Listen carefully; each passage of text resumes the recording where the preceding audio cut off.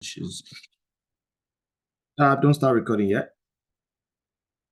While we're talking about all of that, there is that particular roles and responsibilities. And also, when you remember when I showed you the Prince2 methodology or the Prince2 process framework, there is that green bar at the top that is called directing a project. Okay.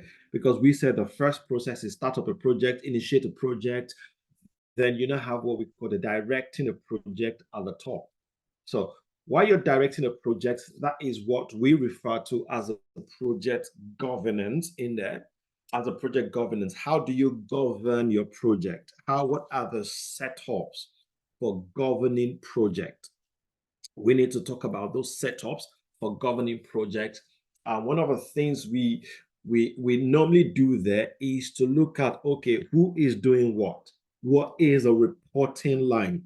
What exactly is a reporting authority to do all of these? And like what my definition says here, my definition says a program slash project governance refers to framework, okay, the framework, the processes and the policies. So when you hear governance, we're talking about, okay, what are the processes, what are the policies and the framework for this particular project? Okay. Yes, it's good to have risk management, it's good to have all of that, but what is that thing that ties all of that together? What ties all of that together is what is called a project governance. So as a PMO person or as a project manager, one of the buzzwords you want to use during your interviews or one of the buzzwords you want to use on your CV is establishing project governance or following you through a project governance or working with the program director or working with the PMO to establish project governance and all that. You want to keep on saying that because the moment you keep on saying that, people understand that you understand the project framework of an organization, the project processes of an organizations, and the policies of the organization. Okay. And these are the policies that guide the effective management or effective delivery of a program or a project. This particular governance as well is using it's the bane or is a backbone of decision making and also communication within an organization. Okay. And as we proceed, you will definitely understand more on what I'm saying. Now, why is this very important? Why do we say it is important? It is important, like what I say, it is important because it gives us established processes within the organization. What are we doing? So when we say project governance as well, so I can get into an organization and they are telling me that in this particular organization, what we are using is PMBOK methodology. So I want to understand, okay, the governance within the organization, I said PMBOK methodology. As a project manager or as a PMO person, I can't bring Prince2 into the organization because the governance has established the process or the structure, the framework in which the project needs to be delivered. Okay, so you can see you need to make sure you have that understanding on the project that you're working on. And when you have a robust governance framework, it makes decision making very, very easy. Decision making in the sense that I give you a typical example on project. On project, you will be hearing things like, you know what, project team. When you hear project team, after project team, you might be hearing something like project board. After project board, you might be hearing project steering committee. What we're trying to say is, you know what, somebody is reporting to somebody, and somebody is reporting to somebody, and somebody is reporting to somebody. That is just how we have that framework. With that decision making becomes very, very easy. Another thing again is, and just to be clear, guys, just to be clear, as a new intake or as a new entrant into project management, into as a project manager or as a PMO, you will not be expected to come into an organization and establish a project governance. Okay. But don't forget, I'm not taking you as a newbie, and at the same time, I know you're a newbie. So that is why I'm taking my time so that you can be able to defend and have a proper understanding of what project governance is. Okay, so we've said within the organization that we have a project. A typical example, my project. I'm looking for someone. Please give me 1 minute. I need to look for somebody to bring in the person. How do I break out? Do I have Sonia there? No, I don't have Sonia. That's sorry. She didn't join today. No, there. All right, that's fine. Okay, so you have to have those kind of decision making offices. Let me put it that way, offices. Okay, a typical example on my project at the moment, we don't have anything called project board. All right, what we have is what we call the project team meeting, which is weekly. After our project team meeting, we now have what we call the program leadership team meeting, which is weekly as well. We now have what we call the steering committee meeting, which is monthly. So the steering committee meeting this is where we have the CFO, this is where we have the COO, this is where we have the program director, this is where we have the program manager, and sometimes the project manager doesn't even attend because that is above some project managers' pay grade. And this is where they make strategic kind of decision concerning the project. And on this particular meeting, they can decide that, we're shutting down this particular project at that level. They can decide, we're shutting it down and all that at that level. But at the project level, you can't decide that you're shutting down. At the program leadership team meeting, you can't decide you're shutting it down. But you see, at the steering committee meeting, they can decide that they want to shut it down because that is where you have the sponsors and the decision makers on that particular board, where you're reporting to them on the progress of that. The reason why it is once a month or some projects, I've worked in a project where it is once in 3 months. It's just because you know what, these are key guys that you can't get anyhow. You can't just get them anyhow. You have to make sure that you have all your documents ready, or your papers ready, and all that before you can approach them. And this is what we're calling establishing a governance in which you want to have proper control of the project. One of the things about governance also is what we call reporting. Okay, I've got, like I said, key principle of project governance: alignment, accountability, and transparency. Those are the key things: alignment, accountability, and transparency. Because you're meeting, your project manager knows he's meeting the program leadership team meeting, he must get all his information right. He must get everything right before approaching the program leadership team meeting. The leadership team also must have their information right, must have everything in place, because they know that there is the top guys that is watching over them as well. So you can see the clear delineation of roles and responsibilities, decision-making authorities, robust reporting and monitoring, because the report you're sending to the report that the project team is making will be different from the report that you're sending to the program leadership team. Is different from the report you're sending to the steering committee. And I'll use my project as an example. So on my project, I've got the program manager. I've got the program manager with the program manager for this particular deployment, for this particular country's deployment. We have guys that are doing solution design, meaning people that are designing. We have people that are doing the build itself. So we've got the DevOps guys that are doing the build. So they need to make their report. The solutioning guys need to do their reports. The what is it called? The DevOps guys needs to do their report. The guys that are doing data migration guys, they need to have their own report as well to say, okay, what exactly are you doing with the data you're doing?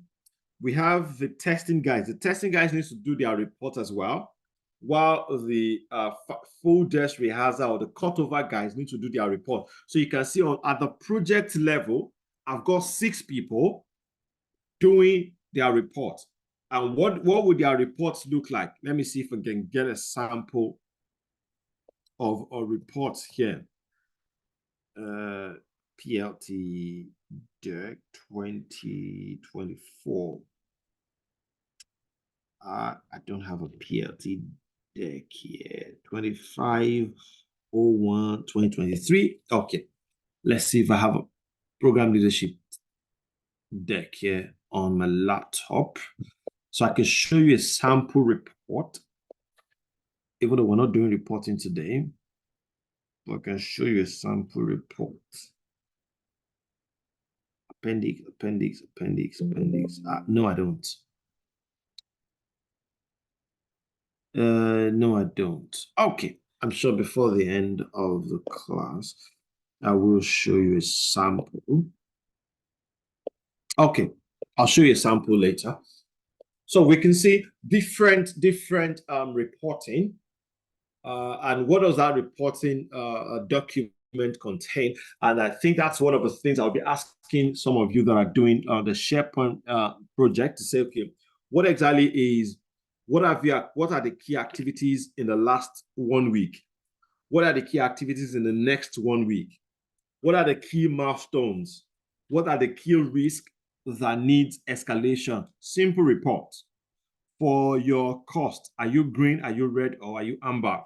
For your schedule, are you green, are you amber, or are you red? Simple reports just to show the different organizations with different types of reports. Okay, so we have that, and you will agree with me that the report, these particular 6 sections of a project I mentioned earlier on, they have to do their reports based on what I've said. I can't take those 6 reports to the program leadership meeting. No, I need to summarize everything at the program leadership meeting. Program leadership meeting might not be interested in what has happened in the last 2 weeks, what is happening in the next 2 weeks, what exactly they are concerned about. Okay, what are the key risks that you need our attention for at the program level? At the program level, what do you need our attention for? So that is a kind of report. I'm taking a summary report of all the 6 I've gathered. I'm doing that summary report, and that is what I'm taking to the program leadership team meeting. So I need a test manager. I need a data migration manager. I need the solution designing manager. I need a DevOps guy to do their various reports. But as a project manager, I will need to now do the report for program leadership. So you can see at the team level, I need the team leaders to develop their own report. I will gather all of that report, summarize it, and take it to the program leadership meeting. Then the program manager summarizes all of the reports within his own purview and take it to the steering committee. So in most cases, the steering committee are not there just to make decision on my own project. They are making decision on the project within the entire organization. Okay, so you can see that different levels of governances at different level within the project. So it brings alignment, it brings accountability, and it brings transparency. In everything, in all of the English I've been speaking since, it's all about reporting structure. Okay, what exactly is the reporting structure? What exactly is the authority structure within this particular project? That is all I've been saying since. Okay, so the governance components, governance structure, and decision-making bodies. We need to have a governance and decision-making bodies, which is a project, the program, and the steering committee I just spoke about. In some organizations, you might not hear it as a steering committee, you hear it as a project board. I've worked in different organizations where they have program board, and I've worked in another organization where they have both the program board and the steering committee. They understood how they work their own governance out in that aspect. Another thing that we need to establish within a governance framework is the policies, the processes, and the procedure that wants to guide our project. What are the policies we are working on this particular project? We're working on the policies that no functional lead can walk straight to the program director to give the program director a report. They must all functional leads must report to the project manager, and there's a project manager that will give the program manager report on things. So you can see we've got clear policies, we've got clear processes. Say these are the templates we are using within this organization. Any other templates must get approval from the PMO or from the Center of Excellence. So as you can see that you cannot just wake up one day and say, you know what, you love that particular risk log, risk register, and you want to use it. No. What exactly is the template within the house? What are the processes within the house? So if there are processes within the house that has been established, that is what we call governance. Okay. And governance, as the English is just how we do things in our house, how we do things on this particular project. So you can see, how do we govern? How do we make sure that things are done in order? What exactly is your authority line? We have the risk and issue management protocol, stakeholders engagement and communication channels. How do we do that? I saw some of the stakeholders map or register, and I saw that a lot of people actually put in communication channels and all that, what needs to be communicated, how do we communicate these things, which is fantastic. Well done for that. And also, how do we measure performance, or how do we monitor performance, or how do we do continuous improvement on this particular project? So you can see we have to standardize, we have to integrate, and we have to systemize the thing. So standardization is, okay, what exactly do we need to do? Can we all agree? After agreeing on what the standard is, we now integrate this standard. After we integrate the standard, we now make sure it becomes a system that everybody is following within an organization.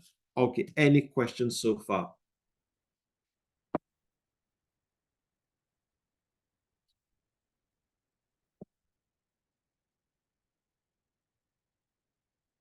Any question from anybody?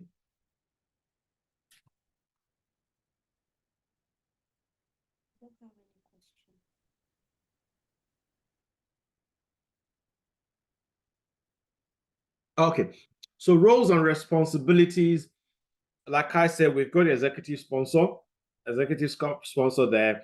We've got a project program or the project manager. Then we now have the steering committee. In most cases, executive sponsor is always part of the steering committee, sit with the steering committee to make the decision.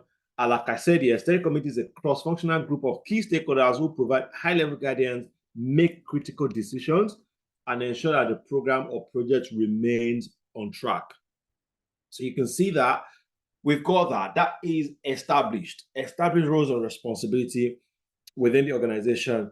How do we do it? What exactly is the process? Just like I said, standardize, integrate, and systemize. So you can see we establish the policies, we implement the procedures, and we facilitate decision-making within the organization. When it comes to reporting, the first level of that reporting is, you know what, we have to do what we call risk issue and visibility. We identify, we address emerging challenges. After that, we include that in our status reporting. Now, in your organization as a PMO, guys, or as a project manager, and whenever you're talking in an interview, you have to make this thing clear that, you know what, on my project or in my organization, we do a weekly reporting, or we do a once in 2 weeks reporting, depending on how you want to frame your organization. At the moment in my own organization, like I said, we do what we call a weekly reporting. At the project level, we do weekly reporting at the program level, and we do monthly reporting at the steerco level.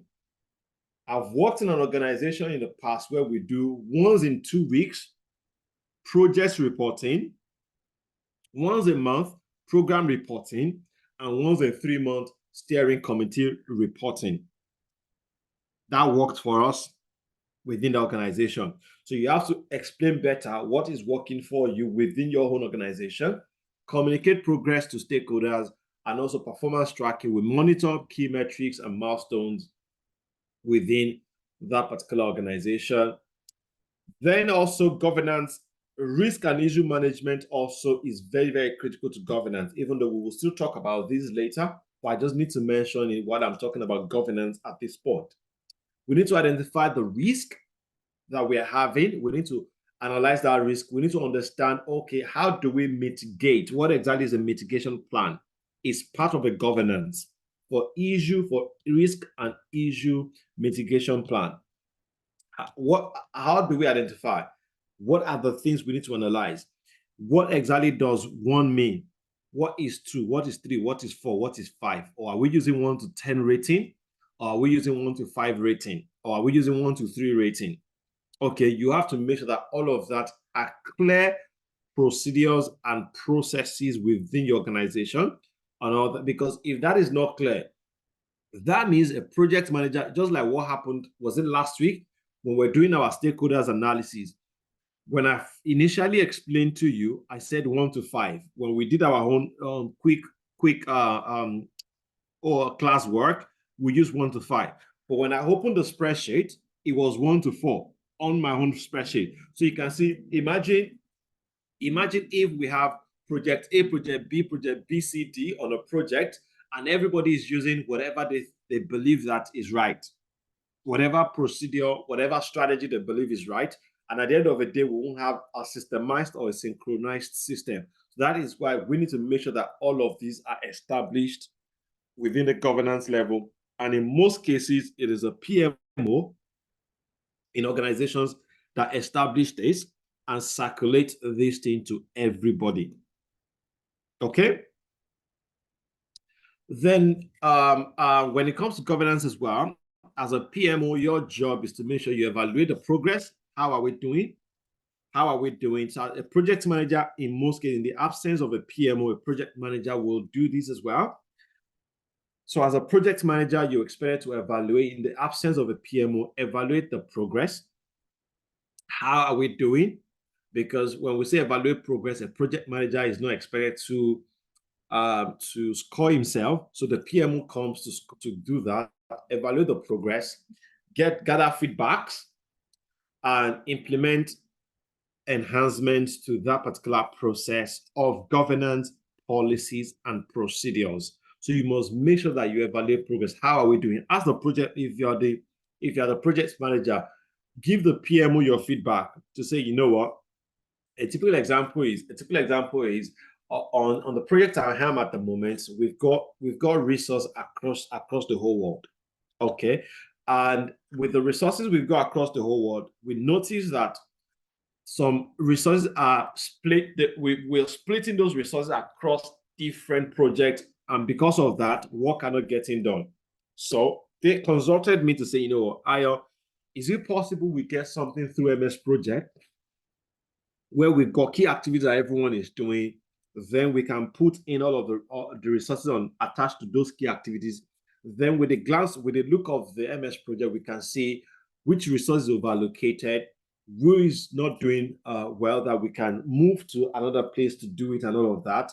And the first thing I needed to tell them is, okay, what exactly is the process or the procedure you're looking at for us to be able to achieve this? Tell me.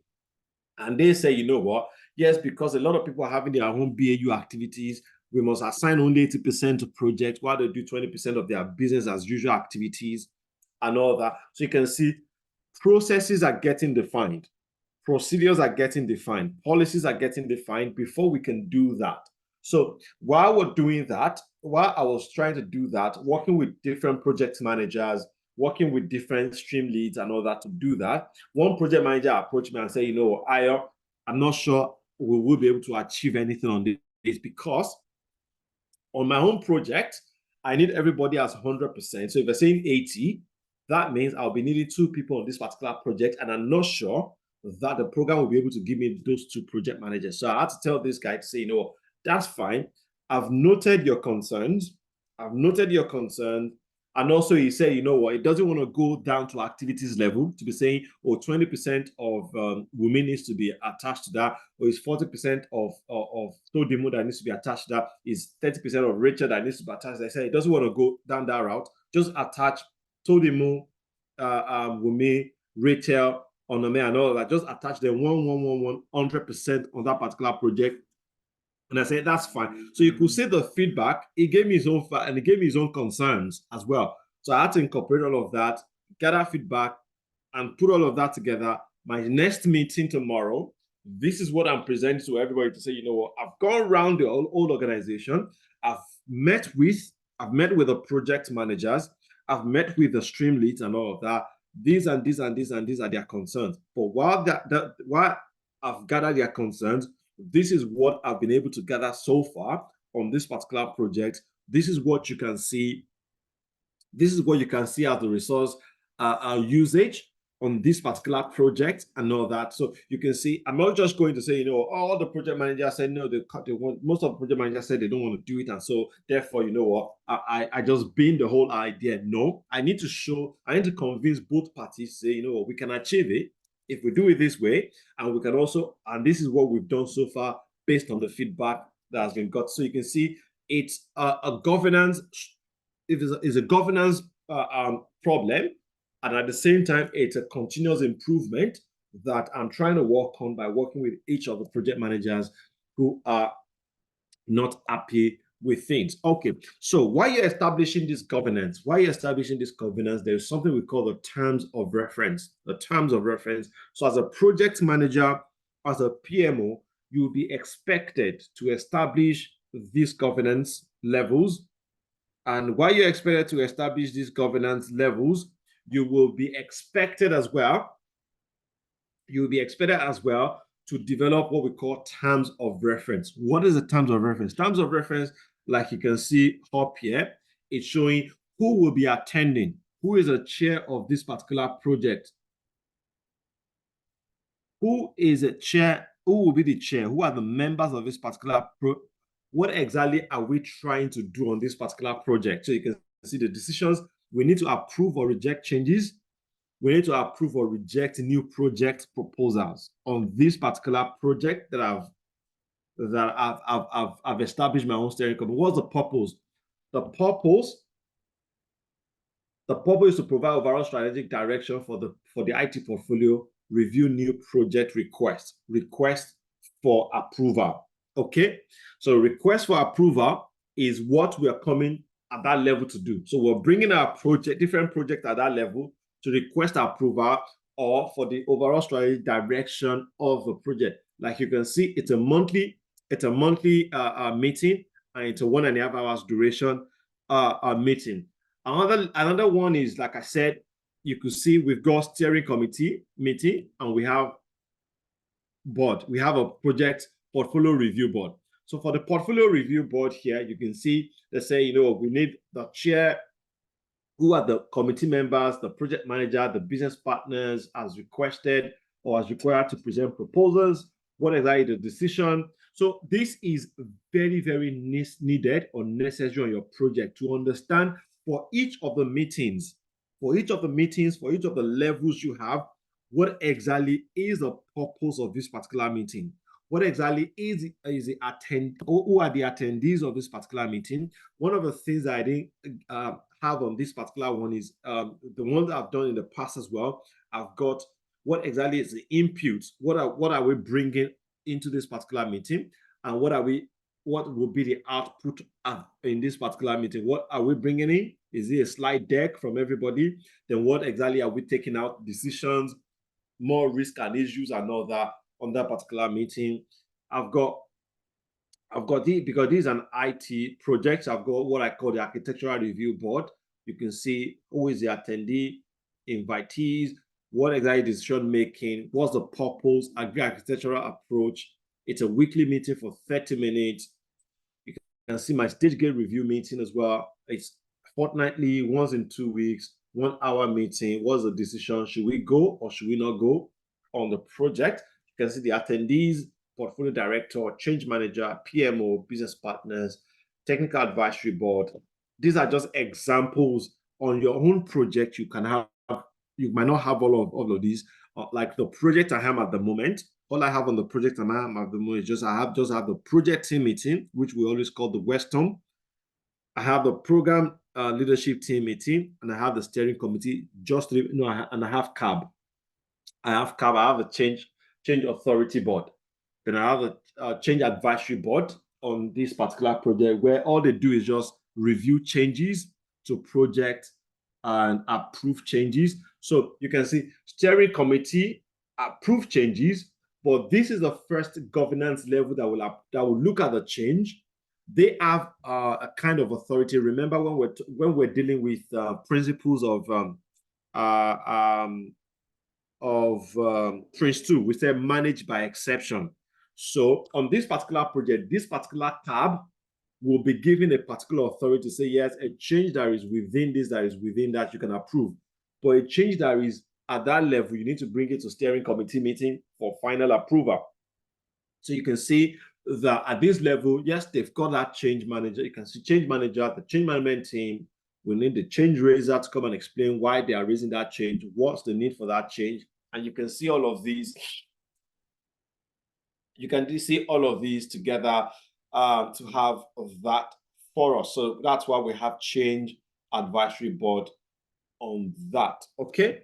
And yet we've got different other stuff to talk about when it comes to project governance. Any questions so far on governance? Yeah, can I go? Go ahead, please. Okay. For the change approval. Yes. You said the change approval must be approved by the steering committee, I guess. No, not all. Not all change. I know you said the ones the project manager can't approve now. Yeah, the one that CAB can't approve. Okay.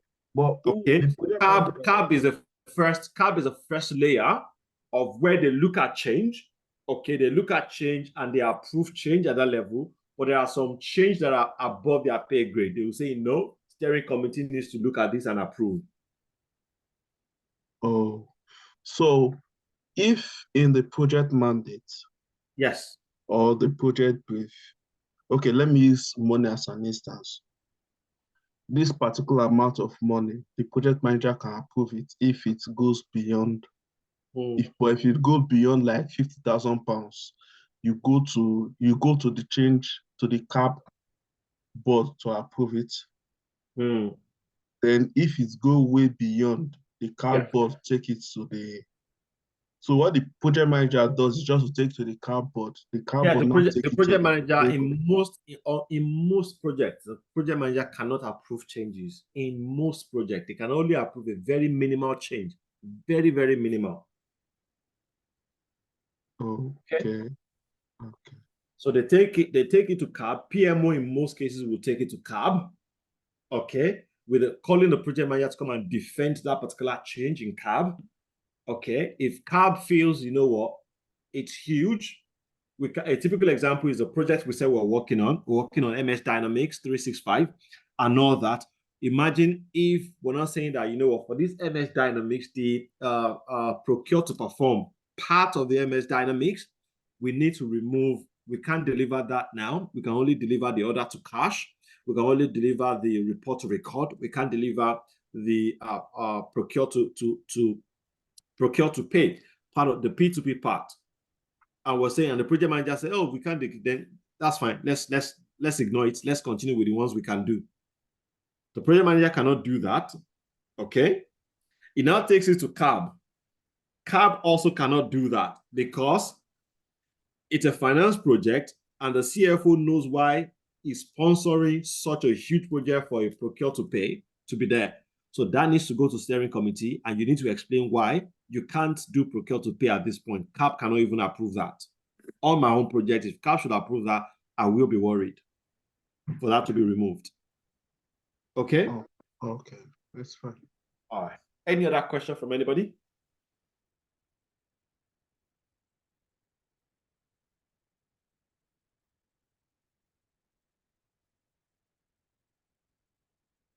All right, no question from anybody.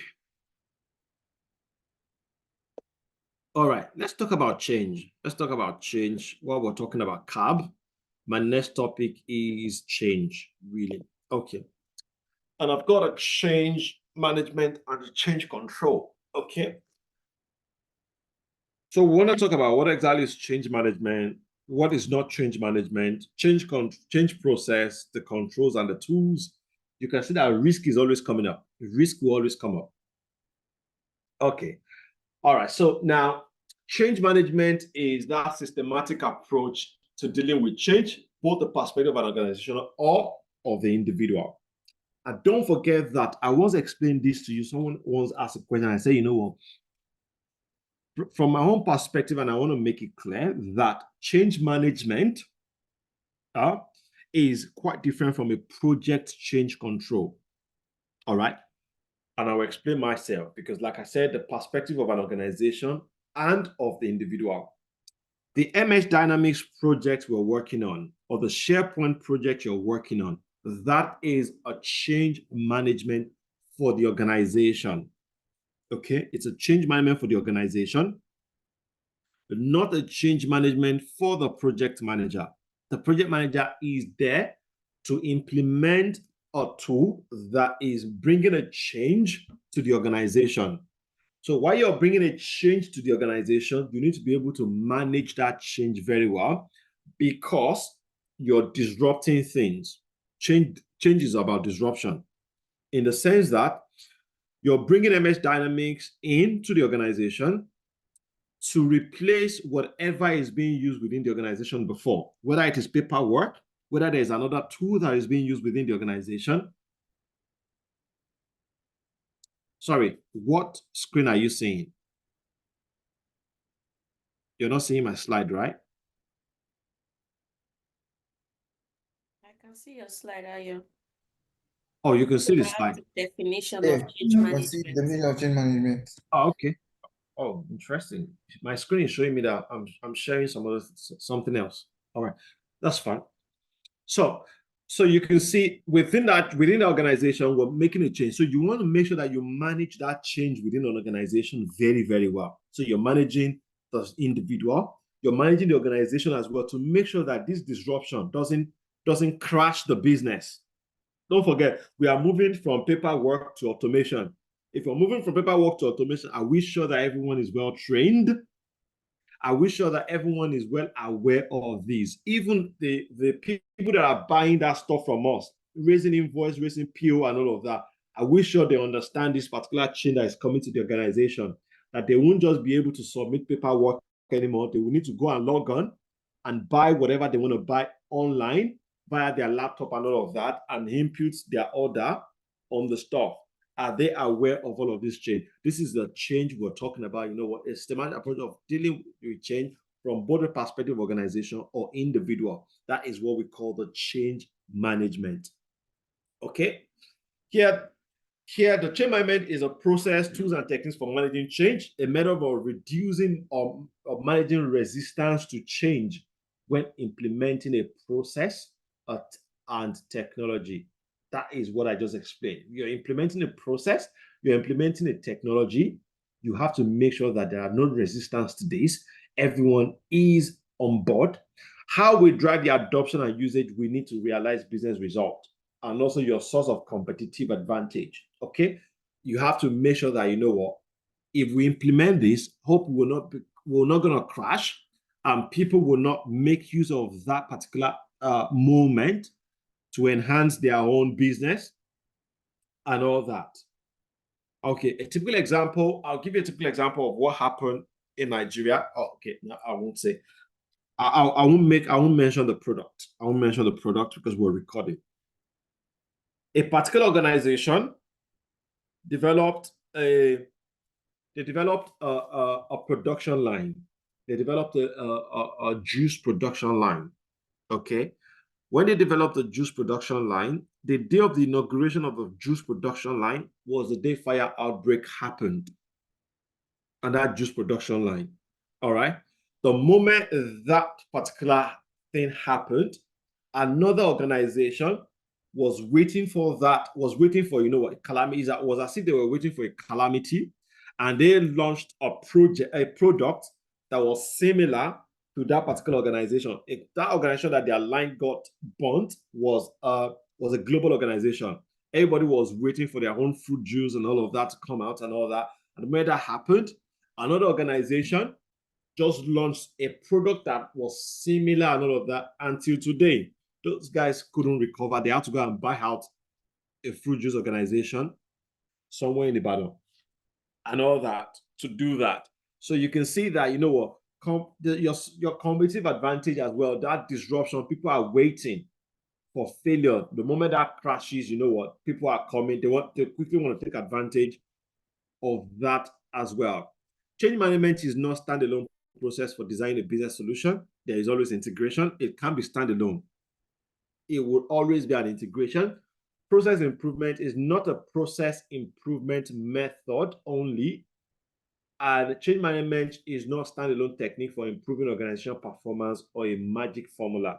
Okay, it is not. So that is why you need to make sure everything is managed and the people that are doing it are managed as well. You can't just say, I'm bringing this change because I want to improve the method only. What about the people? What about the people? What about the system that is in place already? So you have to make sure that all of that is well. While change management, you want to increase probability of project success. You want to manage employee resistance to change. And also you want to build change competency within the organization. That is one of the reasons why we bring up change. Even if you are not ready to implement NMX Dynamics, a typical example, if you're not ready to implement NMX Dynamics as a whole within an organization, you can start in bits to say, okay, let's see the reaction of sales when we implement the order to cash. The order to cash. Let's see how sales will react. So you can see you're gauging people's resistance to change or people's acceptance to that particular change. The change process. In here, we're not talking about the change process itself. Request for change, analyze the impact of this change, approve or deny the change, implement the change, and review or report. So this change management process is so similar to change control process because don't forget, change management is organizational wide, while change control is project based, is within the project. How we control change within the project and of an organization. Control group, out of control. Control group, you can see the orderliness in there. So if you have a cab, you can see the orderliness compared to an organization or a project without a cab. Without a cab, you can see everybody just doing whatever they want to do. I can come today and just make change. I can wake up tomorrow and just make change. So you can see the out of control group. And next to that is change control ensures that each change proposed is properly defined, considered, and approved before implementation. Okay. The 5 stages of change control, we are proposing a change, summary of the impact, the decision, implementing a change, and closing a change. Okay. And that will take us to our swim lane today. It will take us to our swim lane today to say, you know what, let's develop a process. I was speaking to I was speaking to someone 3 days ago on Monday. I was speaking to someone on my project on Monday. That particular person has been asked to leave the program. I know that it's a junior PMO person. The person has been asked to leave the program and all that. And she was not complaining to me that, you know what, but this particular person doesn't even know anything and all of that. I said, well, that person doesn't know a lot, but that person knows one thing. And because of that one thing, that person knows, that person is using it very, very well. You know that one thing that person knows how to use? Visio. So because this person knows how to use Visio very, very well, if you talk about project management and this person calls herself a PMO, but because this person knows how to use Visio very, very well, every processes within the organization, reporting process, stakeholders managing process, onboarding process, and all of that. She's brought out a design already. She will go and ask people. She comes to me to say, you know, Ayo, this particular governance process, this particular planning process, this particular risk management process, can you talk me through it? And I'll talk her through to say, you know what we do is like a change control process. The project manager will raise a change, or whoever within the team will raise a change. After they raise a change, they have to inform me about that change. I have to make sure I look at the change, assign a number to them, then look at the change, talk through with them with the change, to understand, okay, what exactly is the impact of this change? Let's analyze it. Let's look at the impact of the change. After we do that, what exactly is it? Let's take it to the CAB. If we take it to the CAB, is CAB approving or CAB is rejecting? If CAB should approve, then let us go and implement. If CAB should disapprove, then I need to inform the project manager that, you know what, this particular change has been rejected or denied and all that. And the moment I told this lady that, you know what, she just went away and she designed a very, very beautiful swim lane. Designed a very beautiful swim lane for almost all of the processes. And because of that, everybody could see a cumbersome process. This girl was able to simplify a cumbersome process, all because she knew how to use Visio. So that's why when you look at some of the job spec, when you look at some of the job spec for PMO and all of that, you always hear, you know what, MS Project, Visio, and all of that as part of it. So what do we use Visio for? We use Visio to design process, to simplify process. So you can imagine everything I spoke about change, this is all about it. So if I talk about change control process to people, they might not really understand, but the moment you see this particular document I'm putting in front of you, you can see that, you know what, yes, I can see that. I submit a change request form. After I submit the change request form, the project manager will analyze and assign impact score to it. Is the impact low? If the impact is low, then yes, then is it approved? If it's a no, then you can see request is denied. If it's a yes, then let us request added to project, then we implement it on the project. So you can see how simple it is, but yet it looks cumbersome. So that is exactly what the process mapping is all about. So how do you develop a process? Like, we're developing a change process today in the next 13 or 15 minutes. Then next thing we will do is we'll develop a risk management process. We'll develop an issue management process. We'll develop a planning management process as well. But I've never used Visio on this laptop before, so hopefully I have Visio on it.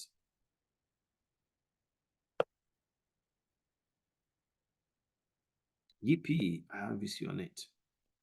So next question is, okay, so can you see my screen?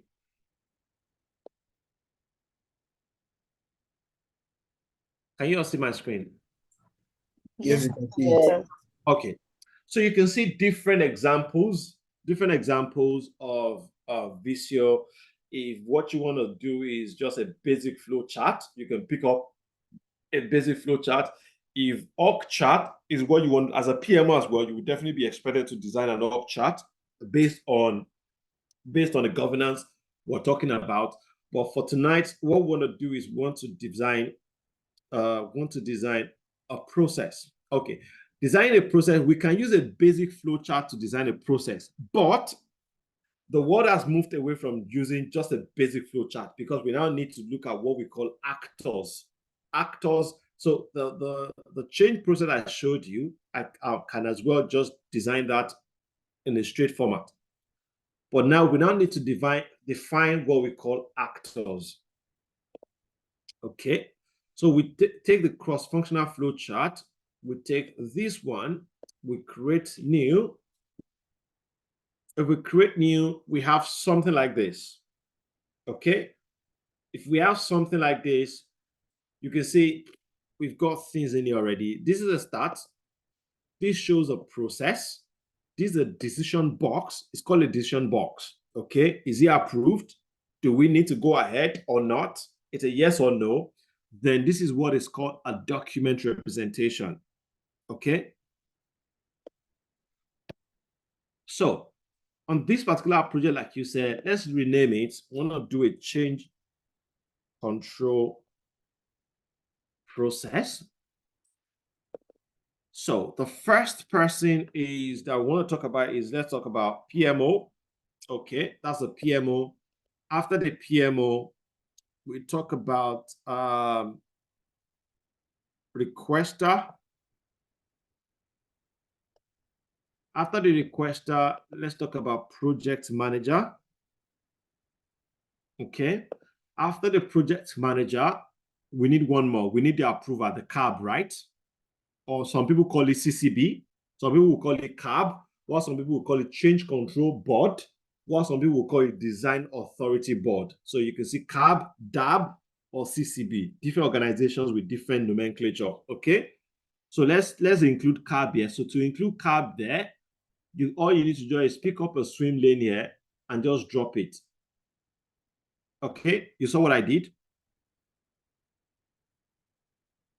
Can we all come? If your background is not noisy, can you all come off mute, please? Can you do it again, Ayo?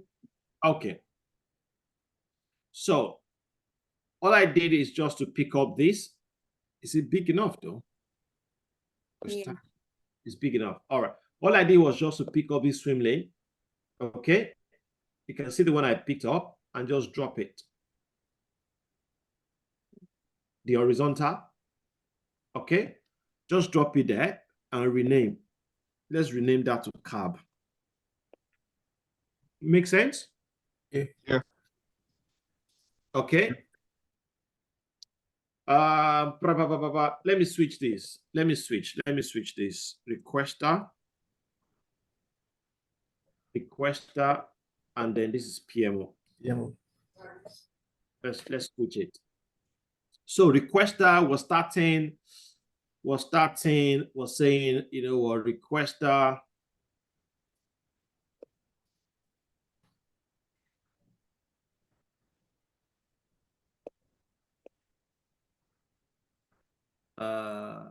Okay, for the sake of every one of us, let me remove everything and start from afresh. Okay.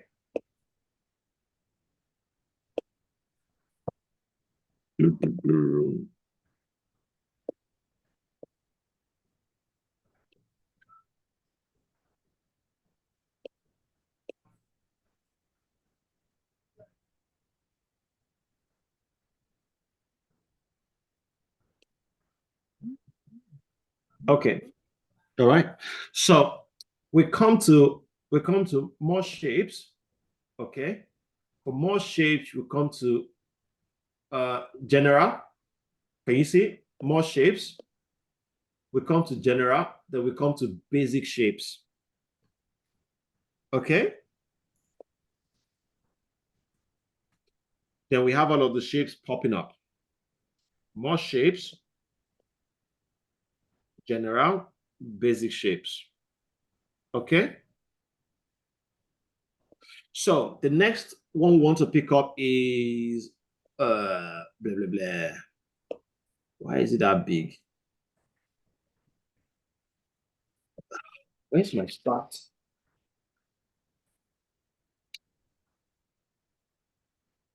Where's my start triangle? Can't see my stats anywhere.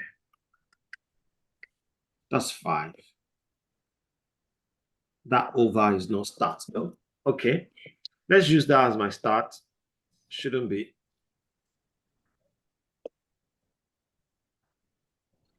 Then from there, we pick up our rectangle.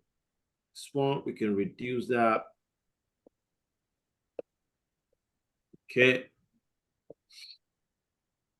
Then we can say this is a requester, raise. So we can say raise, change, request. All right. When a change request is raised, just copy and paste it. Just put it here. Review, change request. Okay, the PMO will review. All right. When the PMO reviews the change request, so the PMO needs to make a decision. And the decision from the PMO is it well documented? Okay. So the PMO needs to make that decision if it's well documented or not. Is it well documented? So if it's all right, so we have the connector. Let's go to the connector. Let's connect it. Let's connect it. Don't worry, we'll align all of that later. So is it well documented? If it's a no, what happened? You go back to the change. You go back to so this is a no. So you can put no there on the line. So if you click on the line, a box will come up, so you can put a no. Okay. If it's a no, then you raise the change request. You go back to the requester to raise the change request again. All right. But if it's a yes, then you go and yes, then the project manager reviews if it's a yes.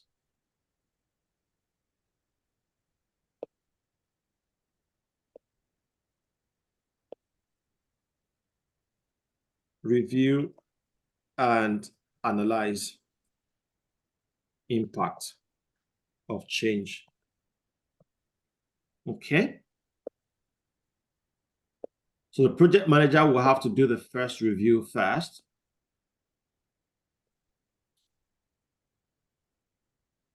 Okay. So another decision needs to be made here by the project manager.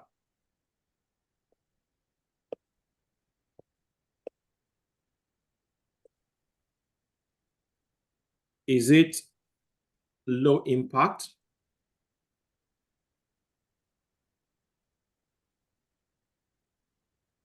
Or let's say no, let's use I.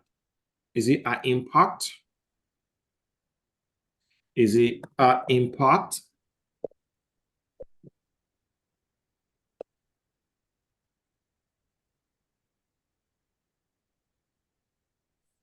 Is it high impact? Where is my connector? It's my connector.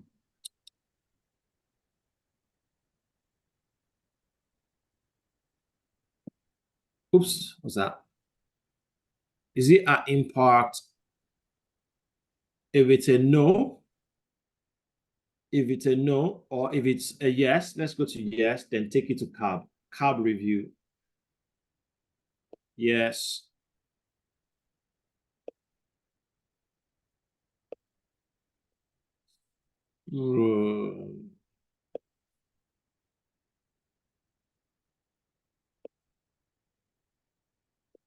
It's a yes.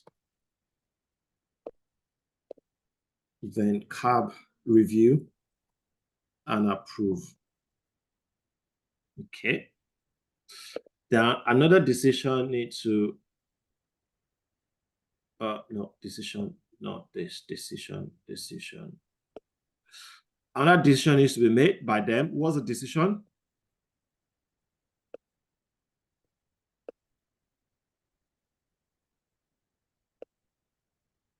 What will be the decision? Nobody's talking. What will be the decision? Oh, you're lost. Are you lost from what I'm doing here?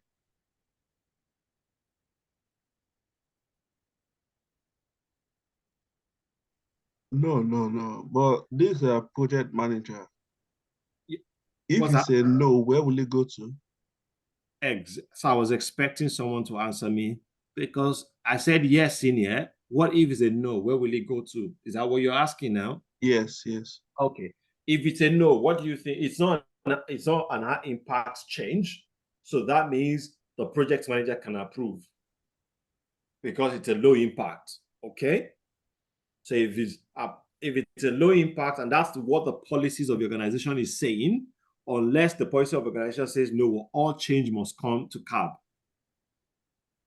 Okay. If I'm saying all change must come to CAB, then what we'll just say is, you know what, is review, analyze impact of change. Then is it CAB? So what we can do here is it CAB worthy? Okay, is it CAB worthy? CAB worthy in the sense that is it part of a change we've written that must go to CAB? If it's a yes, then we go in there. If it's a no, then review and approve. Project manager will review and approve. If it's a no, we have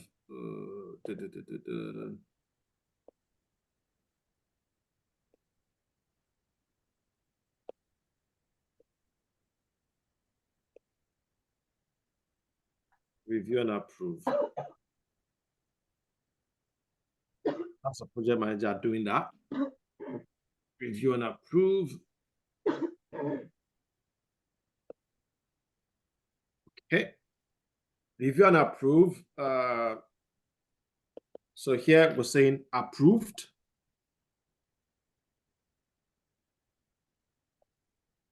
Question. If it's a yes, they implement.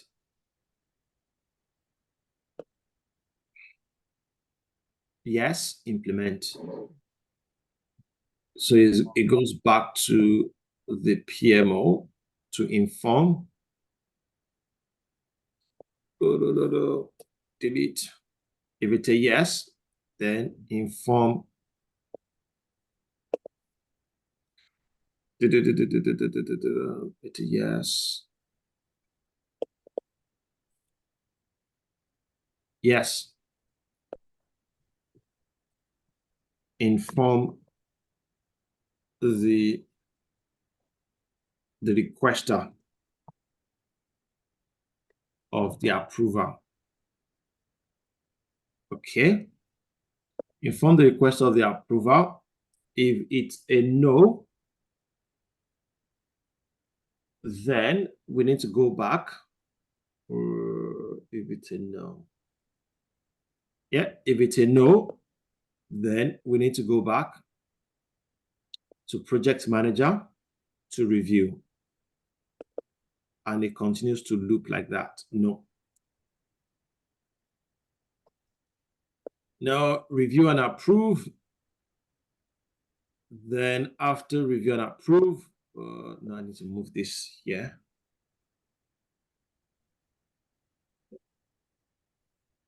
So I need another box in there. Oops. I need another box. Where's my diamond?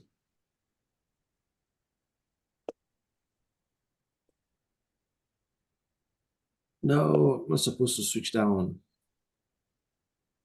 It's quite sensitive, so you have to make sure that your stuff is not always on, your connector.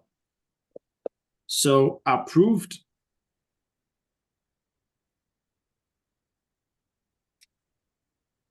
I need to change this.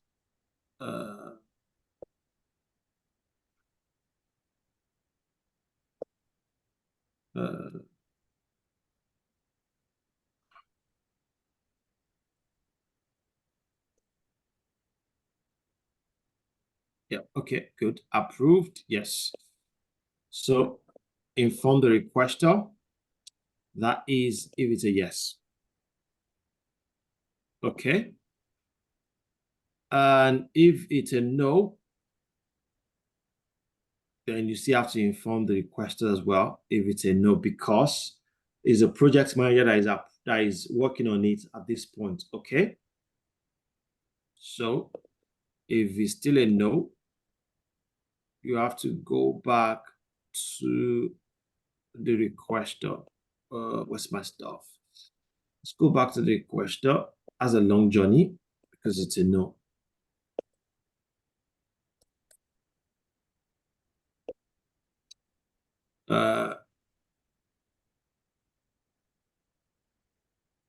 No. That's a very wrong journey. That's a very, very wrong journey.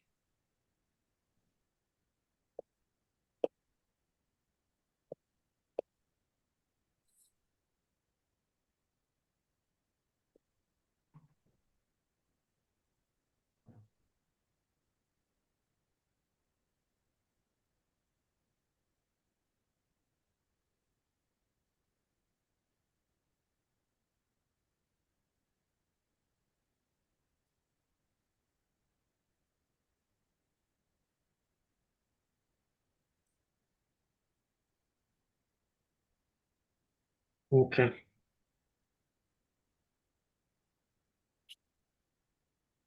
Does this make sense at all? Everybody? No, the last part you did. Okay. All right, so let's start from the beginning.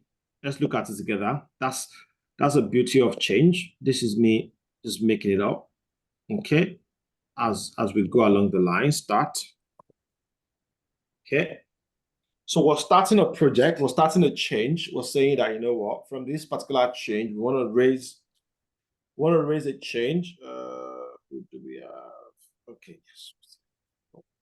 Want to start. The requester has raised a change request. After raising the change request, you know what? The PMO review the change request. The PMO is checking if it's well documented. If it's well documented, then we send it to the project manager to review and analyze. If it's not well documented, we go back to the requester, okay, to make sure that a proper change request is raised. All right. We now check, is it CAB worthy? So the project manager will check, is it CAB worthy? If it's CAB worthy, then that is sent to CAB for review and approval. Is it approved by CAB? If it's approved by CAB, then it goes straight to the PMO to inform the requester of the approval. Then after that, the PMO informs the requester and the requester implements the approved change. Okay? If it is not approved, we go back to the project manager for review. So you can see that cycle will keep on going until maybe it is denied or not denied. Okay? If it's a no, it goes back to the project manager. Is it CAB worthy now? So it's gone back to the project manager. The project manager has seen that, you know what, CAB will not do it, will not approve it. So it's not CAB worthy at the moment. It will go through this particular route. Since it's not CAB worthy again, it will go through that particular route. Then review and approve. Is it approved? If it's a yes, we inform the requester, because this is coming from the project manager. Don't forget, we inform the requester that is not CAB approved. I mean, it's not approved at all. The change is not approved. So it's a no. We still need to inform. And it dies with this inform, because we've informed. And you can't implement what is not approved. You have to go with what is being done. So that is why it dies, that particular route dies in this box. But the one that continues is approved. Inform the requester of the approval. And no, okay, I see what you're saying. Since is the approval we are stuff, then we need another box here that says inform the whatever of the whatever, and then close it. Make sense? But my question is, It's a no. the project manager can approve, and also the CAB can approve. No. So you can see, is it CAB worthy? Okay. CAB worthy in the sense that we've done a policy within the organization to say, you know what, any change that is more, remember when I was talking about managed by exception, I said any change that on my project, for example, any change that is more than 5,000 euros, I can't approve. Okay. Oh. It needs to go through the CAB for approval. Oh. Do you get it? Yeah. Any change that is just 2 days hold, 2 days change for the schedule, I can approve it, say, you know, let's go ahead. I don't need to take this to the CAB. I don't need to get approval for this. Does that make sense? Yeah. That is what I'm talking about here. Okay. That's why I say, is it CAB worthy? Is this something we need to go and disturb CAB about? Yeah. Inform the requester of the rejection. Okay, it's a no. It's a no. Does this make sense to us, everybody? If it doesn't make sense to you, let me know. Rachel, your microphone is off. I mean, it's on. What you want to talk about? Nothing. Is it clear? So I just one question next. Go ahead, please. This after CAB has approved as a review, yes. If it's not approved, it goes back to the project manager.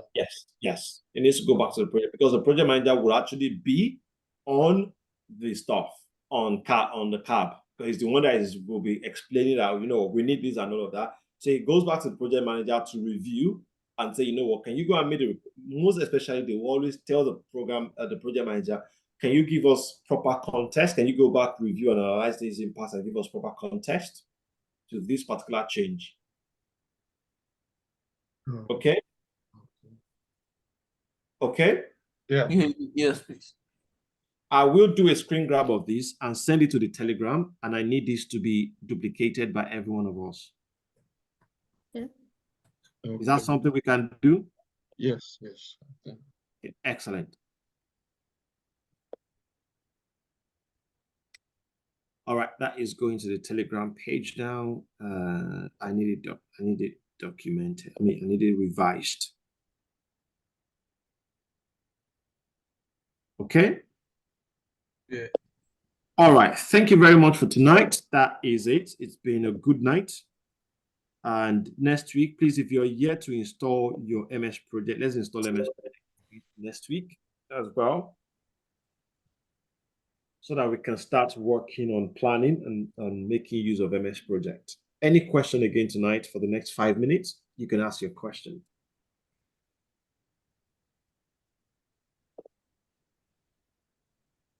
Anybody?